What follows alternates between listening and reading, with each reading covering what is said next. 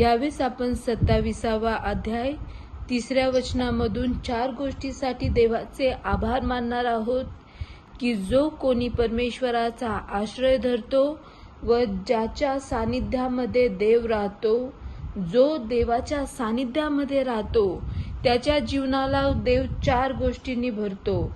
एक तर की परमेश्वर स्वतः त्याची निगा राखतो.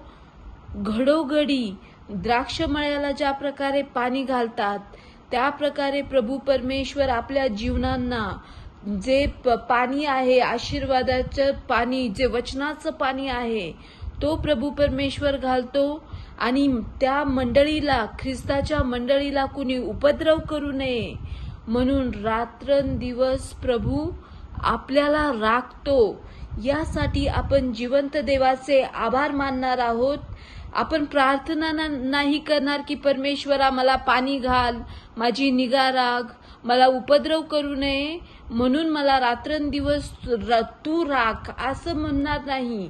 तर आपण जिवंत देवाचे आभार मानणार, कारण आतापर्यंत आपण हाच अनुभव घेतलाय की परमेश्वराने आपली निगा राखली आहे, आपल्याला घडोघडी पाणी पुरवलं आहे, उपद्रव आपल्याला कुणी करू नये म्हणून रात्रंदिवस डोळ्यातील बुबळाप्रमाणे त्याने आपलं रक्षण केलं आहे. म्हणून यावेळेस आपण देवाचे उपकार स्मरण करूया.